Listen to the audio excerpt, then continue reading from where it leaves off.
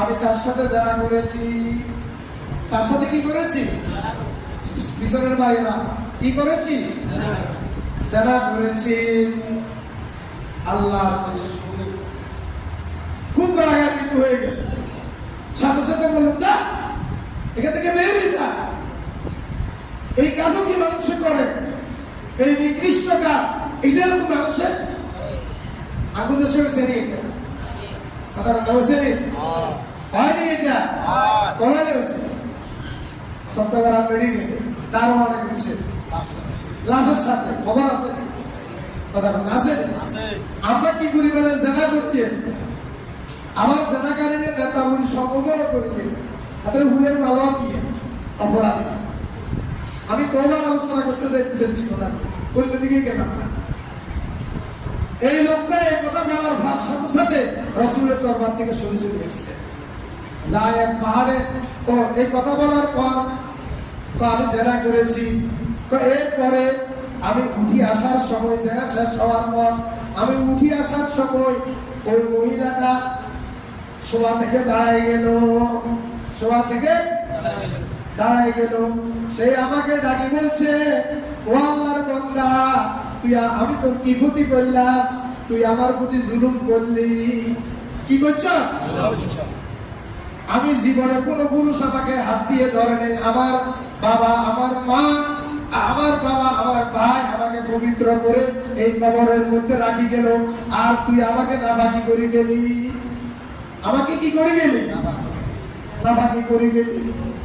এই কথা শোনার সাথে সাথে পিছনের থেকে এই কথা শুনে সেখান থেকে আমার মধ্যে একটা পরিবর্তন আসলো, আমার মধ্যে একটা চিন্তা আসলো যে আমি অপরাধ করছি, এই অপরাধটাকে আল্লাহ রাব্বুল আলামিন মাফ করবে কি? এটা কি আল্লাহ কি আমাদের অপরাধ কি করবে? মাফ করবে। এই কথা বলে রাসূলের দরবার থেকে সরে গেল, নির্জন পাহাড়ের মধ্যে চলে গেল, কান্নাকাটি করতে লাগলো। কাঁদতে কাঁদতে কাঁদতে কাঁদতে কাঁদতে কাঁদতে নিজের দৃষ্টি শক্তিটা শেষ, চোখের পানি শেষ, সব কিছু শেষ। একটা সময় যে বসু জায়গাটার মধ্যে বসে কান্নাকাটি করতেছে, সেখান থেকে কান্নার পরে দুর্বল হয়ে যাওয়ার পর অনেকদিন কান্নাকাটি করছে। এরপরে সে মনের মধ্যে আসলো, আহারে চোখের পানিও শেষ, এই ঘরের মাংসটাও শেষ, সব কিছু শেষ হয়ে গেল, আমার আল্লাহকে আমাকে মাফ করবে না। এই কথা তার ভিতরে অনুভূতি আসার পর ওই লোকটা একটু ধাক্কা দিল, ও আল্লাহ তুমি কোন জায়গা, তুমি আমার মাফ করো না। কান্নার মতো শক্তি হারাই ফেলছি, চোখের হাড়ি হারাই ফেলছি। আল্লাহ তুমি যদি মাফ না করো তাহলে আর আমার কোনো রাস্তা নাই। সবাই বলে কোন রাস্তা? উপর থেকে পড়ে গেছে, নিচের থেকে পড়িও কাঁদে, ও আল্লাহ আমি কোন জায়গাতে আছি আমি তো জানি না। আল্লাহ তুমি তো আমারে দেখো, তুমি আমারে মাফ করো, আমাকে কি করো? মাফ করো। আল্লাহ রাব্বুল আলামিন নবী জনাবে মুহাম্মদ রাসূলুল্লাহ আস্তে বসে, আল্লাহ নবী জনাবে মুহাম্মদুর রাসূলুল্লাহ সাল্লাল্লাহু সবচেয়ে বড় কি বড় ব্যক্তি যাদের রাসূলের নাম বললে সাল্লাল্লাহু আলাইহি সাল্লাম পড়ে। আর যারা সাল্লাল্লাহু আলাইহি সাল্লাম কইছে তার দায়িত্ব পালন করার মুসলিমের ইয়ালে ফেরেশতারা, তারা নাম লই রাসূলের কাছে জমা দিব। কথা রাসূলের কাছে কি দিব? কি কি লিখবো কাগজের ভিতরে? ঠিক আছে, আমরা আমার নাম, আমরা নাম। আল্লাহ রাসূলের ইয়ালে সাহাবীরা ফেরেশতারা জিজ্ঞেস করবো, রাসূল জিজ্ঞেস করবে এরা কি দেখছেন কথা কেন? শুধু আমার নাম শুনি সাল্লাল্লাহু আলাইহি সাল্লাম বা সাক্ষী থাকো কিয়ামতের দিন তাদের জন্য সুপারিশ আমার ওয়াজিব হয়ে গেল।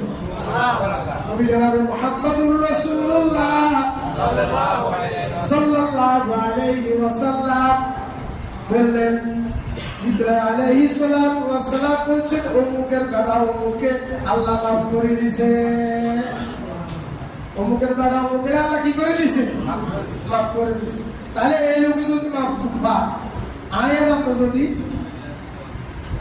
আলোচনা শেষ, আয়ের আমরা যদি গুণা বুঝি, আল্লাহর কাছে যদি কি চাই? মাফ চাই, তাহলে আল্লাহ আমাদের গুণাগুলি কি করবো? মাফ করে দেবো। আলোচনা এটাই, একটু আলোচনা। আল্লাহ আমাদেরকে সবাইকে বুঝে শুনে আল্লাহর কাছে ক্ষমা চাওয়ার মতো এই জ্ঞানটুকু দিও, আমাদের তওবা করার মানসিকতা দিও। আল্লাহ আমাদের তওবাকে কবুল করে। সবাই বলি আস্তাগফিরুল্লাহ, সবাই আস্তাগফিরুল্লাহ।